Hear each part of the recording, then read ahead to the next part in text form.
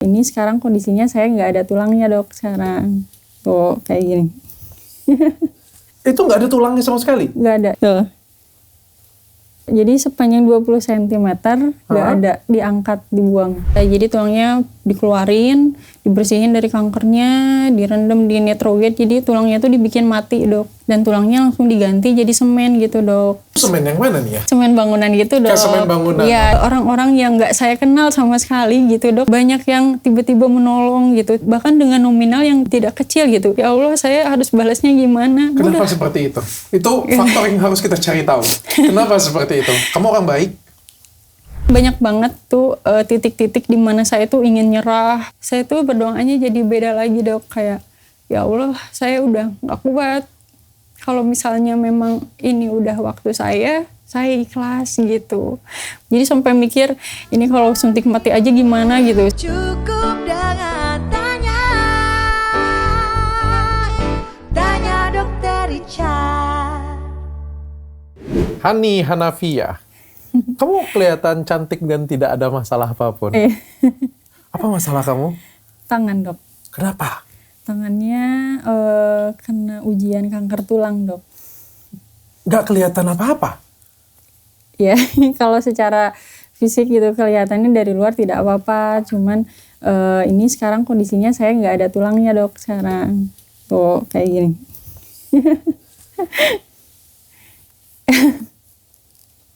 Nggak sakit itu? Nggak sakit sama sekali dok. Itu nggak ada tulangnya sama sekali? Nggak ada. Jadi sepanjang 20 cm nggak ada, diangkat, dibuang. Jadi sebelumnya sempat ganti tulang dok sama semen gitu 2 kali. Coba lagi. Iya. Tuh. Tapi tangannya normal. Tapi waktu kayak gituin nggak sakit? Nggak sakit sama sekali. Nggak ada rasa sama sekali? Nggak ada. Itu nggak ada tulangnya? Nggak ada. Tapi tangan kamu masih bisa bergerak? Bisa tuh normal. Rasa juga masih bisa rasa semuanya? Tenaga, semua normal dok. Angkat? Kalau angkat kayak gini nggak bisa dok. Karena nggak ada penopangnya kan. Jadi kalau misalnya mau diangkat tuh harus dibantu tangan kiri. Gitu. Tapi dulu kemarinnya ada tulangnya? Sebelumnya ada waktu sebelum ganti tulang jadi semen itu masih tulang asli.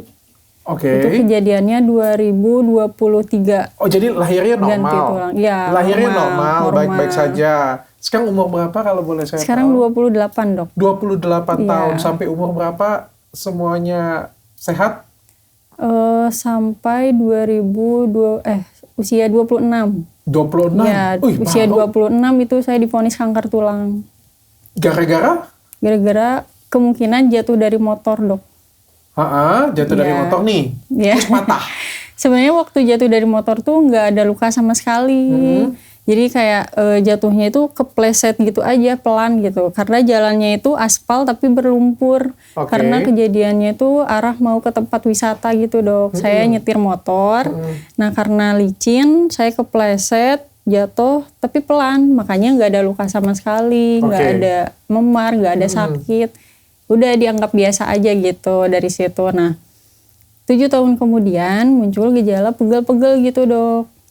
Ya, nah, pegel-pegel itu rasanya biasa aja awalnya, lama-lama semakin intens tiap hari, di malam hari itu seringnya kayak gitu. Nah terus sempet ketemu titik di mana tangan saya nggak bisa gerak sama sekali, jadi kayak lumpuh aja gitu.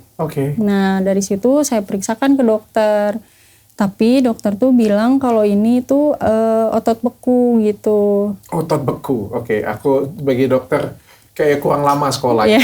Baru pertama kali aku dengar. Iya gitu. Nah terus dari situ dikasih obat pereda sakit. Nah karena saya tuh waktu itu kondisinya lagi masa-masa menyusui. Terus masih sering gendong anak kan. Nah jadi dokter tuh dugaannya karena efek dari itu. Nah dari situ saya minum pereda sakit memang mendingan tapi tidak kunjung sembuh. Akhirnya saya nggak puas dengan dokter yang kemarin, saya cari lagi dokter yang baru. Nah, dokter selanjutnya bilang kalau ini mialgia. Ya, nah dari situ saya masih nggak puas juga dengan kondisi dan statementnya kalau ini nggak apa-apa katanya. Makanya saya ganti lagi dokter kemudian hari dan sampai akhirnya saya nggak sembuh-sembuh, saya urut. Nah sejak diurut itu justru muncul benjolan dok. Jadi kayak bentuk otot tangan yang dibekukan gitu, dikuatkan. Nah jadi kayak gitu bentuknya. Nah dari situ baru aja disuruh rongsen. Setelah rongsen hasilnya tumor tulang gitu. Kayak gimana perasaan kamu pada waktu itu? Sebenarnya waktu itu masih kayak biasa karena memang sebelumnya kan saya juga pernah tumor payudara. Nah jadi nggak ada pikiran ini kanker atau dan segala macamnya karena di saat itu juga saya diminta untuk biopsi. Setelah biopsi baru ketahuan kalau ini kanker, dari situ mulai kaget gitu. Karena kalau kanker itu kan harus melalui kemo, operasi dan sebagainya. Dan kankernya ini ganas? Iya, tumornya tumor tulang ganas. Okay. Namanya osteosarkoma dok. Oh. Iya. Oke, ganas itu. Iya. Terus selanjutnya? Selanjutnya saya ngejalanin kemoterapi 3 kali. Di kemo dulu, bukan langsung dibuang? Iya, di kemo dulu. Jadi kalau menurut dokter standarnya itu 3 kali kemo, operasi 3 kali kemo gitu. Makanya waktu itu saya langsung kemo 3 kali. Setelah kemo 3 kali saya operasi. Nah di operasi kanker yang pertama itu saya masih mempertahankan tulang saya. Jadi tulangnya dikeluarin, dibersihin dari kankernya, direndam di nitrogen. Jadi tulangnya tuh dibikin mati dok. Biar kankernya tuh nggak hidup lagi kan. Terus dimasukin lagi tulang itu. Nah dari situ 2 minggu kemudian tuh lukanya nggak kunjung sembuh. Jadi basah terus, kebuka lagi gitu jahitannya. Nah dari situ didiamin karena jadwal operasinya lama kan, karena waktu itu saya kondisinya pakai BPJS. Terus pas saya datang lagi untuk operasi, nah setelah beres operasi untuk pembersihan infeksi, ternyata tulang saya patah sempurna dok. Dari yang tadinya masih nyambung gitu kan yang tengah itu, nah di tengah-tengahnya itu patah. Nah dari situ saya nggak bisa lanjut untuk ganti tulang. Nah disuruh untuk beresin dulu kemonya, kita beresin dulu sampai selesai baru kita ambil tindakan selanjutnya. Jadi selama dari bulan Maret yang saya patah sempurna itu baru diganti tulang Agustus. Jadi selama 6 bulan itu ya saya dengan kondisi tulang patah sempurna gitu kemana-mana. Dan itu sakit? Sakit dok. Tapi nggak sebanding dengan rasa sakit waktu saya awal-awal divonis kanker tulang. Oke. Jadi sejak saya selesai kemo ketiga, alhamdulillah rasa sakit yang kanker tulangnya itu udah nggak saya rasain lagi. Tapi ini dari Maret sampai dengan berapa bulan Agustus, itu? 6 bulan. Itu karena prosedur BPJS atau memang prosedur pengobatannya seperti itu atau karena apa ini? Karena prosedur pengobatannya, karena istilahnya ini kita nggak bisa ngediemin nih lama-lama. Karena kalau misalnya didiemin lama nih kemonya bisa-bisa yang 3 kali yang kemarin itu sia-sia gitu dok. Makanya harus kita hajar lagi aja kemo dulu. Sebenarnya standarnya itu kalau ada infeksi nggak bisa lanjut sebenarnya. Cuman ditakutkannya itu nanti jadinya makin parah. Jadi kita lanjut dulu kemo, nanti selesaikan infeksinya setelah selesai kemo. Nah setelah selesai kemo di bulan Mei, saya baru dapat jadwal operasinya Agustus dari BPJS itu. Nah dari Agustus saya operasi sekalian biopsi lagi. Ternyata alhamdulillah kankernya udah nggak ada, udah bersih. Dan tulangnya langsung diganti jadi semen gitu dok. Oh semen? Ya dari semen. Sebenarnya kalau misalnya pakai titanium tuh bisa. Harganya cuman lumayan waktu itu gitu. Sekitar 250 juta untuk tulangnya aja, belum sama biaya operasi. Itu nggak ditanggung BPJS? Nggak, kalau itu makanya saya pakai semen itu karena di cover sama BPJS. Semen itu semen yang mana nih ya? Semen tuh kayak semen bangunan gitu dong. Kayak semen bangunan? Iya, cuman emang khusus untuk tulang gitu. Nah terus saya tuh bisa cepet tuh di operasi kanker yang pertama. Karena dari situ sebenarnya waktu operasi kanker yang pertama itu ada kanker yang udah melekat ke otot. Untungnya masih bisa dipisahkan sama dokternya pelan-pelan gitu. Akhirnya terselamatkan ototnya, makanya alhamdulillah tangan saya masih bisa bergerak normal. Sementara waktu itu tuh kalau misalnya saya nggak operasi dengan umum gitu ya, antrian BPJS-nya itu sekitar 6 bulan dok.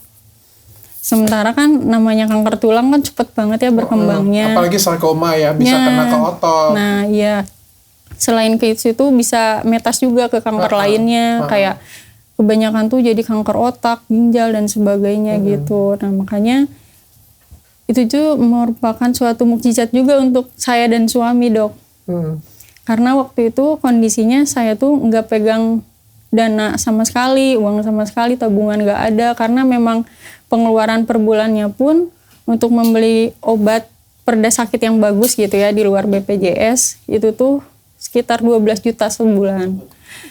Dan itu juga sebenarnya dari 12 juta itu banyak rezeki yang tak terduga gitu, Dok, hadir untuk kita gitu. Jadi dari orang lain, bahkan dari orang-orang yang kita nggak kenal sama sekali, Dok, banyak yang bantu. Nah di saat saya harus operasi kanker tulang ini, H-3 itu kita sama sekali nggak pegang uang. Teman saya inisiatif buka galang dana di Kita Bisa. Dalam waktu 3 hari terkumpul 80 juta. Dan dari luar itu, dari luar Kita Bisa itu kerabat, rekan, terus teman-teman, orang yang nggak dikenal, dari kantor dan sebagainya, sampai akhirnya terkumpul 140 juta dalam 3 hari, Dok. Saya bisa operasi dengan menggunakan fasilitas umum kelas 1 waktu itu. Jadi kita langsung gunain, kita yang tadinya mau kelas 3 gitu ya dengan budget 100 juta. Alhamdulillahnya karena kita punya uang lebih, kita bisa menggunakan kelas 1 gitu. Jadi bisa lebih bagus lagi obat pereda sakitnya dan sebagainya. Oke. Ya. Dan akhirnya disemen. Nah akhirnya diganti semen. Nah tujuannya kan untuk nggak infeksi lagi. Nah justru setelah ganti semen itu infeksinya makin parah, Dok. Infeksinya yang tadinya luka bolong itu segini. Sekarang tuh sedikit-sedikit, jadi per bulan tuh segini sampai akhirnya 20 cm terbuka dengan kondisi tulang terlihat dan saya harus cuci luka setiap hari gitu. Dan akhirnya semennya dibuang. Nah akhirnya karena infeksi terus kita coba deh semennya ganti yang lebih kecil. Mungkin itu karena besar gitu ya, jadi kebuka lagi, sobek lagi gitu. Nah terus saya ganti, dokter ganti dengan semen yang ukuran kayak jempol gitu, kecil banget. Nah terus diganti pakai itu, tetap masih infeksi, Dok. Lukanya, jahitannya kebuka lagi, jadi benang-benang jahitannya tuh kebuka sendiri semua. Jadi kebuka lagi, sobek lagi. Nah dari situ akhirnya kita masukin lagi pilihan nih, kata dokternya gimana kalau kita kosongin dulu, tujuannya untuk menyembuhkan infeksinya. Nah dari situ ditawarin lagi, nanti setelah infeksinya sembuh baru kita pasang tulang stainless katanya gitu. Nah setelah dilakukan bulan Maret 2024 tahun ini saya dibongkar, dikeluarin semuanya, jadi nggak ada tulang sama sekali. Beberapa minggu kemudian kontrol, alhamdulillah semua rapat, Dok, nggak ada infeksi lagi. Jadi saya merasa titik ternyaman selama 2,5 tahun, terus nggak ngerasain sakit sama sekali, luka terapet, ya udah kenapa harus pasang lagi gitu. Makanya saya konsul lagi nih sama dokter, Dok kalau misalnya saya nggak lanjut untuk pasang tulang stainless gimana gitu. Sebenarnya kalau itu pilihan kamu, katanya itu hak kamu. Saya juga ngerti lah 12 kali operasi yang kamu jalanin tuh bukan jumlah yang sedikit gitu kan. Makanya ya udah itu keputusan saya untuk tidak pasang lagi gitu. Keputusan kamu untuk tidak memiliki tulang, ya. Karena paling nyaman akhirnya. Nggak ada masalah medis, nggak ada nyembuhin luka. Iya betul. Operasi sampai dengan 12 kali. Iya. Kita lihat dulu gambarnya ya. Ada gambarnya ya. Gitu. Oke. Maaf ya. Aduh, Gis. Itu waktu tulang kecil. Kalau tulang yang rusaknya ini coba, Dok. Bentar, maaf. Nah, ini tulang asli saya yang keropos yang rusak patah sempurna itu, Dok. Saya swipe ya. Iya. Aduh. Nah, itu yang diganti semen yang awal, Dok. Gak nyangka ya, di balik saya ngelihat kamu hari ini kan cantik, ayu, hijab ya. Tapi di balik itu semua kamu punya masalah kesehatan yang luar biasa ya. Saya juga dari dulu dok, sepanjang saya berobat gitu, berobat kanker, karena kan saya pakai hijab, jadi tidak terlihat kepala botak gitu, dan kelihatannya saya tuh selalu ceria gitu setiap masuk rumah sakit. Jadi sering disangka kalau saya tuh bukan pasien, bahkan suster-suster pun gak nyangka kalau saya tuh kanker gitu. Karena kebanyakan kan kalau yang kanker tuh bawaannya lemes, apalagi yang kanker tulang gitu. Sementara saya tuh jalan-jalan kayak gitu dok. Ini sekarang rambutnya rontok semua? Sejak setahun waktu kemo tuh full botak. Nah kalau sekarang alhamdulillah sejak setahun setelah udah kemo itu mulai tumbuh lagi. Cuman masih pendek gitu dok. Belum panjang lagi, belum normal. Kayak perempuan panjang gitu dong. Kayak gimana perasaan kamu diberikan sakit seperti ini? Apa yang hikmah yang kamu rasakan? Kalau awal itu jujur sedih ya dok, yang namanya seorang ibu gitu, apalagi ibu baru. Dan terutama saya juga dapetin anak saya ini kan di kehamilan keempat dok. Jadi sebelumnya saya keguguran 3 kali.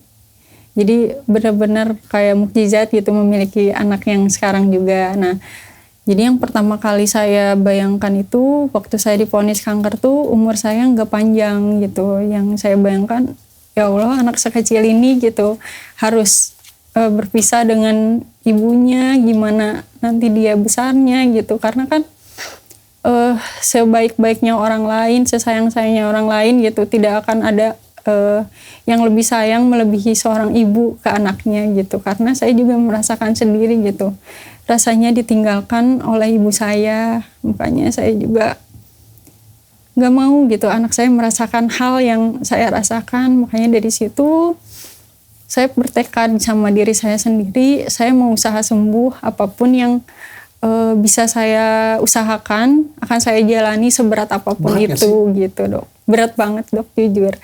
Jadi sebenarnya banyak banget tuh titik-titik di mana saya tuh ingin nyerah, bahkan sampai saya tuh searching gitu hukumnya dalam agama suntik matu itu apa gitu, kayak gimana. Saking sakitnya dok, saya tuh kayak aduh udah nggak kuat banget gitu. Jadi sampai mikir ini kalau suntik mati aja gimana gitu. Saya juga cari kita sama suami gitu. Terus suami tuh lagi-lagi setiap saya down kayak gitu dia yang ngebangkitin saya, ngemotivasi saya lagi, ngasih alasan saya kenapa saya harus bertahan lagi gitu dok. Alhamdulillahnya dari support suami yang paling membuat saya kuat sih sebenarnya selama ini gitu. Di balik kuatnya kamu berarti kamu didampingin suami ya? Iya betul. Suami nggak ninggalin gitu? Nah itu makanya saya juga ketakutan saya gitu ya dok. Di saat saya titik terjelek lah istilahnya ya dok ya. Dengan biaya yang sangat besar yang harus dikeluarkan. Saya nggak bisa ngapa-ngapain lah istilahnya gitu. Kayak orang yang nggak berguna lah istilahnya gitu ya. Saya mikirnya kan.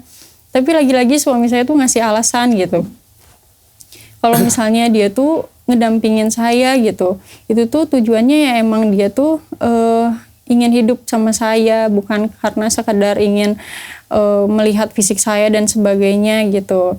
Jadi dia tuh karena udah bertekad dari awal gitu, dia nikahin saya berarti tanggung jawab ayah saya pindah ke dia, ya otomatis semua hidup saya dan segala macamnya ya itu pasti tanggung jawabnya suami saya gitu. Anda keren mas. Iya. Anda luar biasa mas. Yeah. Jadi suami saya tuh selalu memenuhi segala kebutuhan saya gitu dok.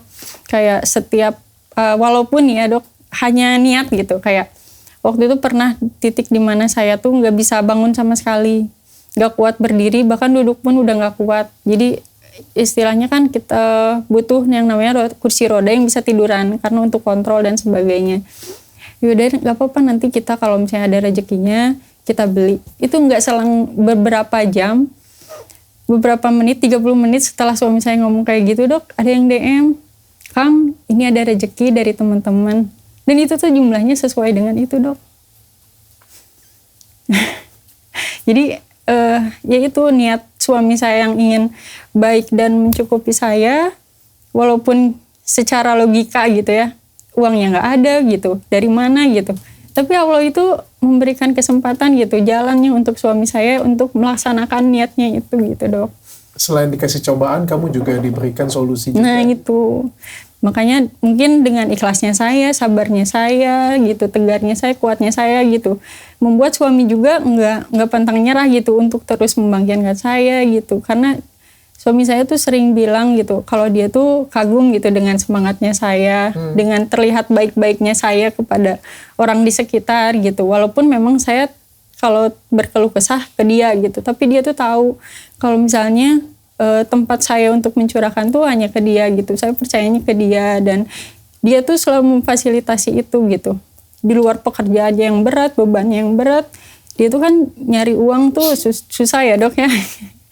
Tapi dia tuh selalu terlihat ceria, kuat gitu di depan saya. Bahkan dia tuh selalu menanyakan kabar saya setiap hari. Apa yang dirasain sekarang? Gimana kabarnya? Mau apa? Jadi dia tuh selalu memprioritaskan saya gitu. Di titik-titik saya tersakit pun dia tuh tidak pernah memperlihatkan aduh pusing gitu atau apa gitu ya, karena kan biayanya itu untuk berobat, bahkan untuk ganti perban pun pengeluarannya 3 juta itu sebulan untuk perban aja dok. Jadi di luar perban gitu, obat dan sebagainya itu kan besar sekali, jauh dari apa yang masuk gitu istilahnya, logika, karena kebutuhan juga jadi banyak dan sebagainya gitu. Tapi alhamdulillahnya itu Allah itu kasih solusi di setiap ujian yang Allah kasih gitu ke saya, melalui suami saya, dengan teman-teman di lingkungan saya, keluarga gitu. Kadang kalau kita punya masalah yang besar ya, semua orang juga pasti punya masalah dan ada fase di mana kita menghadapi suatu masalah yang besar. Tapi yang paling penting itu adalah siapa yang ada di samping kita ya. Siapa orang-orang yang nguatin kita ya. Iya. Kamu bisa kebayang gak sih dari masalah kamu yang besar, sakit kamu yang luar biasa, yang sampai operasi harus 12 kali. Coba kamu bayangkan kalau misalnya kamu tidak ditemanin oleh suami yang seperti sekarang. Kamu gak disupport oleh keluarga kamu. Berat dok. Malah kamu ditinggalin. Atau mungkin diselingkuhin. Atau mungkin dicampakkan. Banyak loh teman-teman kita yang seperti itu. Waktu kita ada uang, waktu kita ada sesuatu, dia datang dengan kita.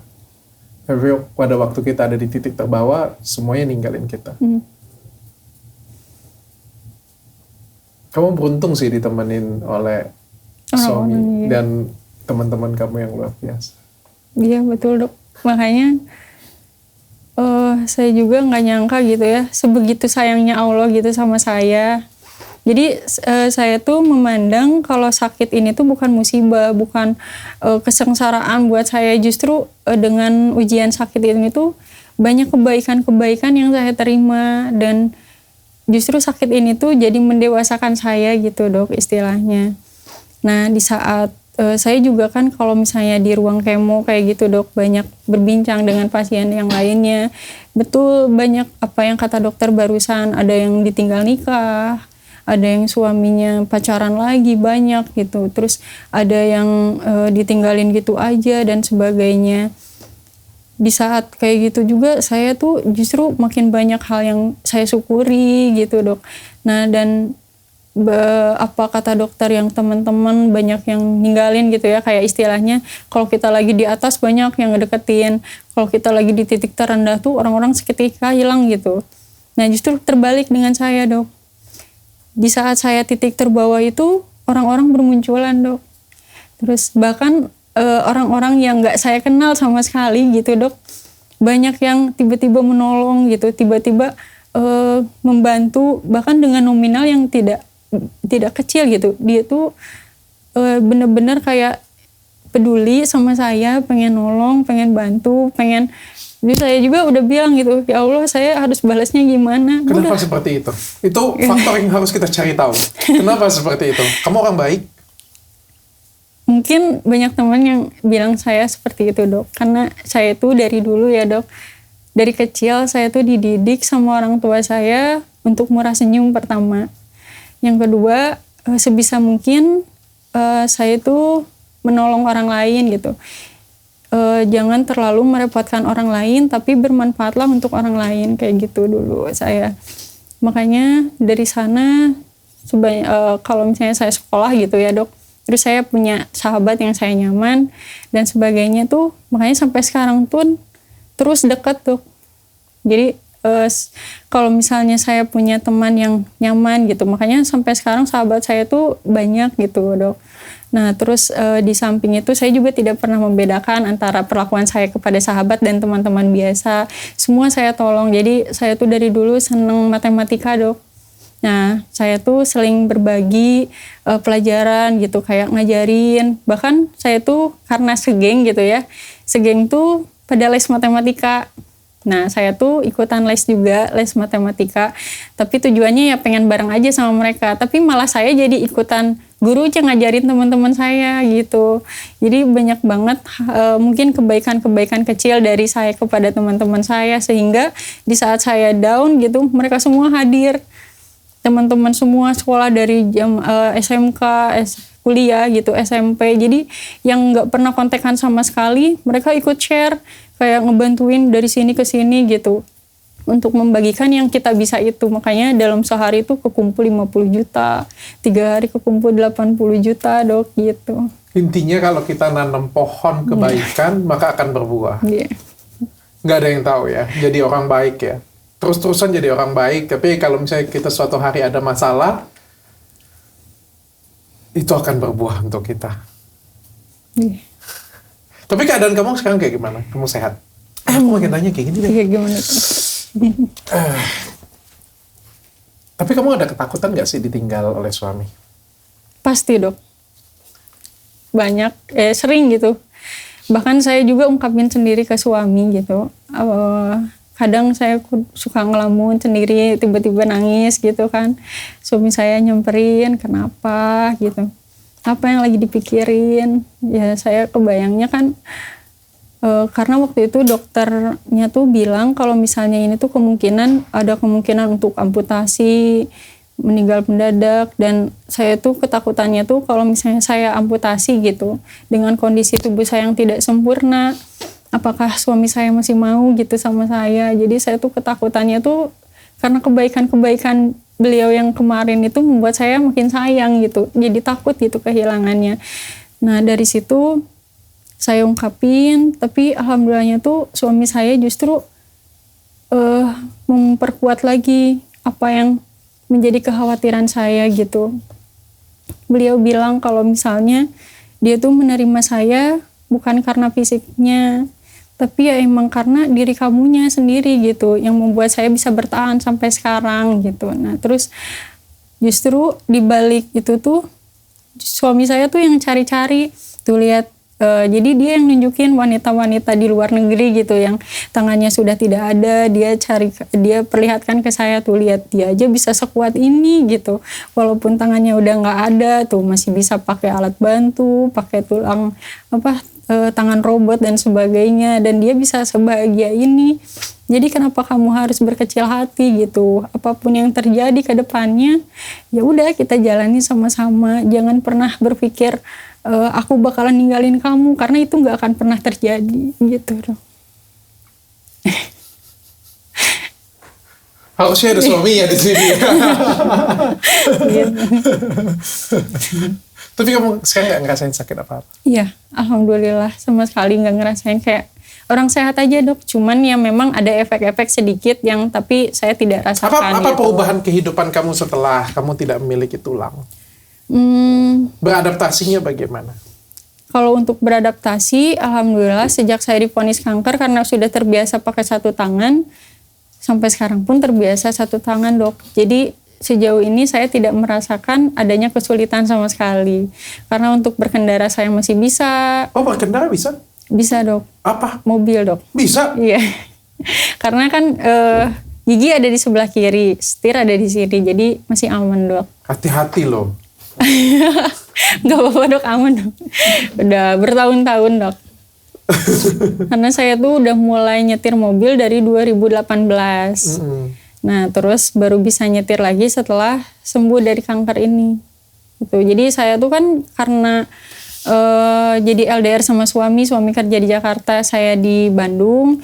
Nah selama saya baru sembuh gitu, setelah selesai dari tulang itu, saya pindah ke Majalaya, rumah mertua yang kedua. Nah, jadi untuk transport dari Majalaya ke RSHS, rumah sakit di Bandung itu, saya nyetir sendiri, Dok. Jadi hanya sebatas itu gitu untuk menyetir kendaraan tuh untuk mobilitas rumah ke rumah sakit. Artinya kamu bisa aktivitas seperti biasa Iya, ya? Nggak ada betul. masalah. Cuma tangannya aja nggak bisa. Iya, nggak bisa bergerak ke atas. Selebihnya bisa, Dok, membantu, sangat-sangat Dan membantu. kamu juga jadi content creator. Kenapa jadi content creator? Karena ternyata setelah saya sharing kayak gitu, Dok, banyak banget teman-teman di luar sana yang mengalami gejala yang sama, bahkan dia memeriksakan setelah melihat konten saya dan ternyata memang benar kanker tulang gitu. Dan yang membuat saya sedihnya tuh dari banyak orang yang menghubungi saya gitu, karena kalau misalnya ada yang punya gejala, beliau sakit kanker tulang memang sudah divonis, saya tuh selalu ngasih nomor WA saya, Dok. Jadi kalau misalnya kayak ibunya gitu, adiknya, kakaknya, kalau misalnya ada hal urgent, kalau memang saya pernah mengalami dan punya pengalaman itu, mereka langsung suka tanya gitu, udah nggak apa-apa chat aja, mau jam berapapun itu, kalau misalnya saya masih bangun gitu ya, pasti langsung dibalas kok gitu. Karena kadang kan kalau kita ngehubungin dokter nggak selalu pas respon gitu, Dok. Kamu Gitu. bantuin kasih saran, Iya, ngasih saran. kasih cerita pengalaman. Iya, betul. Nah, makanya banyak yang termotivasi, Dok. Jadi yang tadinya mereka takut, nggak mau gitu, takut ke depannya apa, alhamdulillah mereka menjalani. Tapi ya memang tidak sedikit juga dari orang-orang yang cerita ke saya, sekarang udah nggak ada, Dok. Gitu. Jadi setiap saya kadang kalau keluar tiba-tiba ada kakaknya yang WA, ibunya yang WA gitu. Saya ngebarin kalau pasiennya ya keluarganya yang sakit itu udah sembuh gitu katanya, Dok. Tapi itu buat kamu makin bersyukur nggak jadi? Bersyukur tentu, karena ya mungkin saya salah satu orang yang beruntung bisa bertahan bahkan dengan kondisi yang bisa saya bilang ini sehat sempurna untuk saya gitu, Dok. Kamu pernah terpikir yang tadinya kamu mau bunuh diri, mau suntik mati, sempat marah juga dengan Tuhan? Kalau untuk marah sama sekali enggak, Dok. Jadi dulu tuh kenapa saya kepikiran kayak gitu, saya tuh sempat tadinya kan yang tadinya mohon, ya Allah saya ingin sembuh, saya ingin mendampingi anak saya gitu kan dulu. Lama-lama karena sakitnya udah saking gak tertahan kan ya, Dok. Kayak morfin tuh sehari tuh 20 mg 3 kali sehari, Dok. Udah dosisnya udah tinggi banget, plus Durogesic morfin yang bentuknya stiker itu sama sekali gak ada yang meredakan, Dok. Jadi bener-bener sakitnya tuh tanpa jeda. Jadi selama berhari-hari pernah sampai bener-bener gak jeda tuh 3 hari saya gak tidur sama sekali karena nahan sakit. Nah dari situ saya tuh berdoanya jadi beda lagi, Dok. Kayak ya Allah saya udah gak kuat. Kalau misalnya memang ini udah waktu saya ikhlas gitu. Pokoknya dari situ saya nyari-nyari gitu. Tapi kayak itu bener kayak omongan suami saya itu yang menampar saya untuk menyadarkan saya, Hus jangan kayak gitu. Kalau misalnya memang belum waktunya mah nggak akan meninggal gitu. Ya udah kita usahakan aja, sabar, ikhlas, sok mau apa. Jadi setiap suami saya ke rumah gitu ya, karena suami saya kan datang seminggu sekali, Dok. Saya tuh selalu kayak dilus, dipuji gitu, Dok. Bahkan di titik terjelek pun suami saya tuh nggak absen gitu untuk muji-muji saya terus. Aduh cantiknya istriku, kayak gitu-gitu tuh hal yang kecil tapi menurut saya tuh jadi kayak Sumber menghapuskan insecure sayanya itu loh, Dok. Jadi yang tadinya down, takut, malu gitu, malah jadi senyum lagi, percaya diri lagi, semangat lagi gitu. Kalau sekarang doa kamu apa kalau sekarang? Ya pastinya pengen sehat terus-terusnya. Tidak ada kekambuhan lagi, terus ingin bisa kembali seperti keluarga yang baik-baik lagi gitu, seperti sebelumnya, tanpa saya harus bolak-balik ke rumah sakit ninggalin anak saya lagi kayak gitu. Luar biasa ya, Hani ya. Kamu bisa share juga ke teman-teman yang lain, itu pasti sangat bantu banget ya. Kalau peran teman-teman dan orang tua dengan Hani bagaimana? Kalau orang tua, kita semua kerja sama, Dok. Kayak kalau misalnya dari mertua saya itu selama saya sakit, mertua jagain anak saya di rumah, bantu urus segala keperluan anak saya, dijagain anak saya. Nah sementara kalau dari orang tua saya sendiri di rumah menjaga anak dari kakak saya, karena selama saya dirawat itu anak kakak saya tuh nggak ada yang jaga kan. Jadi dibantu sama orang tua saya yang menjaga anak dari kakak saya. Jadi kalau saya dirawat di rumah sakit paling cepat itu 7 hari dok. Jadi selama 7 hari kan harus nginep. Selama kalau siang kakak saya, kalau malam adik saya laki-laki yang jaga gitu. Banyak yang support dan bantu ya. Alhamdulillah. Kadang-kadang kita di saat ada musibah, ada bencana, tapi banyak orang yang menguatkan kita, bikin kita jadi kuat ya. Saya banyak belajar dari Hani hari ini. Tapi nggak ada metastasis apa-apa? Alhamdulillah sejauh ini aman dok. Dari hasil rongsen, darah dan sebagainya tidak ada tanda-tanda. Oke. Kesibukan sekarang apa jadi Hani? Mungkin jadi ibu rumah tangga dan berbagi gitu dok. Berbagi cerita pengalaman, berbagi kebahagiaan gitu dok. Itu membuat kamu jadi lebih berarti. Iya, karena saya jadi merasa saya bermanfaat untuk orang lain, bisa memotivasi orang lain yang tadinya tidak memiliki harapan, menjadi punya motivasi untuk melanjutkan pengobatan dan berjuang sembuh lagi gitu dok. Apa pesan, menurut kamu apa pesan Tuhan yang Tuhan sampaikan ke kamu dari sakit dan masalah-masalah kamu? Kalau yang saya tangkap gitu ya dok, saya tuh punya doa harapan gitu. Sekalinya doa dan harapan saya terkabul, saya tuh seneng gitu ya, bersyukur. Tapi sekalinya doa saya tidak terkabul gitu ya, tidak terlaksanakan, justru saya semakin bersyukur dok. Karena pasti kalau misalnya rencana dan doa saya tidak terlaksanakan, ada rencana Allah yang justru jauh lebih baik dari rencana saya gitu. Rencana Tuhan yang jauh lebih baik daripada rencana kita semuanya.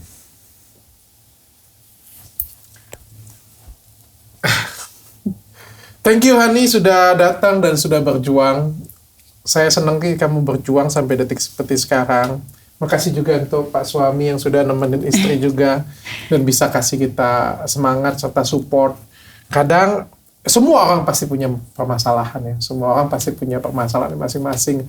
Ujian itu ada banyak macam. Ada ujian dari penyakit, ada ujian dari rezeki, ada ujian dari pekerjaan, ada ujian, ada banyak hal. Tapi yang paling penting itu adalah bagaimana cara kita mensyukuri, bagaimana cara kita ikhlas menerima, dan orang-orang yang selalu nemenin kita. Terakhir, kayak gimana sih cara, menurut kamu, kamu kan dari sekian masalah ini, kamu beruntung punya banyak support system yang luar biasa ya. Terutama suami ya mungkin ya, terutama suami ya. Tipsnya dong cari suami kayak gitu, kayak gimana? Tipsnya apa ya? Mungkin jadilah versi diri kita yang terbaik, maka pasangan pun akan hadir dengan versi terbaik untuk diri kita gitu. Jadi kita itu seperti tercermin ya. Kalau kita jadi orang baik, maka kita akan dapat pasangan yang baik. Kalau kita jadi orang yang jahat, maka kita akan dapat pasangan juga yang aku terakhir aku kasih tahu kalian ya. Itu pernah ada di bukuku tuh, salah satu tips rahasia sukses. Mungkin banyak motivator-motivator ngomong kan 1, 2, 3, 4 dan lain sebagainya. Aku juga pernah menyelipkan di salah satuku. Salah satu tips dari kesuksesan itu adalah menemukan pasangan yang tepat. Merinding dok. Tapi benar, kamu menemukan pasangan yang tepat, kamu akan terbang tinggi. Kamu menemukan pasangan yang salah, kamu ada di bawah. Saya pikir itu banyak banget cerita. Aku banyak banget ketemu teman yang kaya-kaya, suksesnya luar biasa. Dia selingkuh, tidak dengan istri itu lagi, lalu dengan selingkuhannya, dan dia jatuh miskin. Percaya nggak atau nggak percaya, ada yang dinamakan dengan rezeki pasangan. Pasangan yang baik itu membuat kita jauh lebih baik. Pasangan yang baik itu membuat kita itu jauh lebih hebat. Makanya kan selalu ada yang ngomong di balik laki-laki hebat, selalu ada wanita yang luar biasa di belakang. Iya. Cukup dengan